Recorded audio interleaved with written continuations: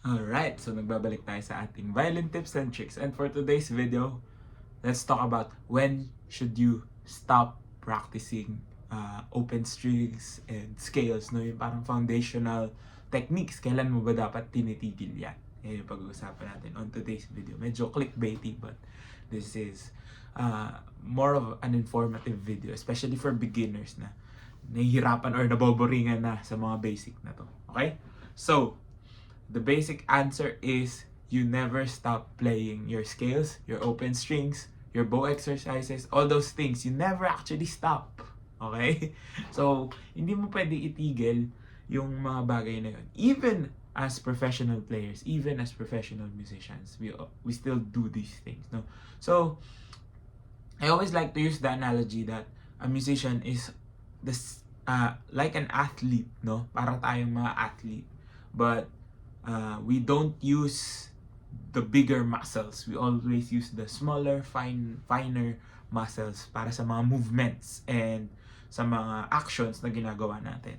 And the thing is, you have to activate those muscles, whether that's your tongue, whether that's your mouth, no? For wind players, brass players, di ba? Whether that's your core, whether that's your shoulders, your hands, your neck, no? Yung buong katawan natin, we have to activate those things. So, the same way athletes do warm-ups, the same way basketball players practice their shots, no? Practice free throws, practice three-point shooting, di ba? Ganun din sa mga musicians. We also need to practice our bowing, no? As violinists, we also have to practice we also need to do stretching, no? Hindi natatapos yung mga bagay na yan. It's just that you already know how to do these things, no? So the repetition is important kasi the more you repeat something, the more you can actually master it and actually try to create other movements na kailangan mo ring gamitin, di ba? So it's very important, no? Kasi marami nakakala, dahil marunong na ako mag-scale, hindi ko na kailangan gawin. No, it's not like that. It's more of a practice that you have to have within yourself. No, kailangan nagsiscale ka, nag-open strings ka, nagbo-bow exercises ka, kasi gusto mo masana yung katawan mo sa movements, no? Again, at the end of the day, as a musician, your main goal is to be able to do those motions, those actions, those movements like you are breathing, no? Maging natural siya sa'yo, no? It becomes as natural as breathing, no? Sabi ko minsan, ginagamit ko yung when you're using a spoon and fork, if you're eating, no? Or a knife or chopsticks or whatever, if you use your chopsticks to eat, di ba? You don't think about it anymore if sanay na sanay ka na, no? Subo ka na lang ng subo, kain ka na lang ng kain, no? It's the same thing. You don't have to think about those movements, but in order for you to achieve that, you have to repeat continuously what you are doing. Diba? Yan. So, yung scales, kailan ba titigil? Never. Kasi every time you pick up your instrument, every time you're gonna play something, you're still using the notes from those scales, no? Nag-iiba lang ng key, nag-iiba ng fingering, but the premise is still the same. We use scales to what? To make sure our intonation is on check. Tama yung intonation natin. Maganda yung strokes natin. We use bowing exercises so that we have consistent strokes. We can do whatever we want with the bow, no? So sa ibang musical instruments, ganun din, no? Sa mga flutes, sa mga wind instruments, naglo-long tone sila so that they can preserve the quality of the sound that they do. No? Kasi nakakalimutan yan eh. In a sense, we get rusty, di ba? Sabi ka ni Heifetz ba yan, if I'm not mistaken, that if you miss practice one in a day, parang malalaman mo yun. And if you miss like a week, everyone would know na nag-miss ka ng practice. So, it's something that you have to constantly do, no? Kahit sabihin natin, syempre boring talaga kasi for example, if you're really playing good pieces na, di ba? Gusto mo pyesa agad yung ipapractice mo. But you're gonna miss out on a lot of things that you could actually discover. Because doing the simple tasks, no, yung continuous bow strokes lang, bowing lang kasi yung iniisip mo. So, what ends up happening is you get all these ideas that you can apply later on. Kasi pieces, no, whether that's a concerto, whether that's a short piece, no, whether that's a simple song, is the combination of all the techniques that you already know.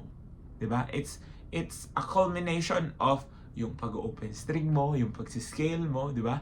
The notes that we play are all based on scales. So, kung alam mo yung scale mo, alam mo kung anong nasa tono o wala. So, those things you shouldn't really take for granted, and you shouldn't really think about it na, pag nag-scale ako, beginner lang ang nag-scale sa practice. No, di ba? So, even as you grow older, the more you need to practice your skills. Why? Because there are more scales that you actually need to understand. Kasi yung repertoire mo may vary. Kasi nagsisimula ka pa lang, o puro A major lang yung pieces mo, puro D major, puro G major. What if tutugtog ka ngayon ng B flat? So let's say, meron kang sonata na in B minor. Tapos yung concerto mo would be in D major. Tapos meron kang back piece na in E major. So, magbabago-bago yung mga scales na kailangan mo aralin. You need to learn more scales, di ba? Nag-add up din siya as you grow as a musician, and as you grow as, basically, if you want to become better, you have to still focus on the basic tasks, the basic things. Kasi yung mas advanced, it's easier to do those advanced things if alam mo na yung gagawin mo dun sa basic. Diba? Kung hindi mo na iisipin yung quality ng tone mo because you already practice your open strings, nag-long tones ka, pag tumugtog ka ngayon ng pyesa, hindi mo na iisipin yun. Diba? Iba na yung mga iisipin mo. Kaya nagiging robotic yung sound ng iba because they only focus on the technique while they're building up the music. The thing is, when you're building up music or you're building up repertoire, dapat hindi ka na nakafocus sa technique. Diba? Sabi nga natin, there's a process. And if you skip the most basic process, part of the process, which is, making sure that your foundations are intact and stable, mahihirapan ka mag-play or to make music, diba? You're just gonna play notes, sabi nga ng mga ibang teachers. Sometimes kasi, we're so preoccupied with creating good technique, no? Gusto natin ma-achieve yung pinakamagandang sound. But what ends up happening is we're suffering so much with the music that we're trying to create. We can't create good music if we don't have good foundations. So, napaka-importante that you never stop playing your scales, di ba? Minsan kahit hindi ka makapag-practice ng mga pyesa mo, ma-practice mo yung scale mo, pagdating mo sa ibang araw, ma-practice ka ng scale, na-practice mo yung pyesa, na-master mo pa din yung pyesa, di ba? Especially intonation, one of the hardest things to master in playing the instrument is intonation, because we create our own sound, no? Whether that's from your bow, whether that's from your left hand, lahat yan importante. And in order for you to have good intonation, you have to practice your scales so that the intervals that you create are good, diba? And then of course, to have good sound, bowing, diba? And then etudes, and then your pieces comes into play. So, kahit nasabihin natin na ang main goal natin is makatugtog tayo ng magandang pyesa, hindi tayo makatugtog ng magandang pyesa kung hindi tayo mag-practice ng basic. Okay? So, stretching, no? Scales, open strings, long tones, all those things are very important. The same way, a basketball player practices footwork, practices weight training, di ba? Yung iba, nagpa-practice ng shooting, or nagpa-practice sila ng defense. And then, what comes out in the game, or what comes out in the performance, in the musical side, will be all the hard work na ginawa mo, na hindi nakikita ng iba. So, you don't have to show people that you're practicing skills, but you have to be honest with yourself that you're doing it in order for you to really grow and become a good musician in the long run. And so sana nakatulong tong video na to. If it did, please do drop a like, comment down below more content you'd like to see, and of course, subscribe to my YouTube channel. Follow me on all my socials, all the links you need down in the description box below. This has been Ryan Monakil for Violin Tips and Tricks, and I'll see you on the next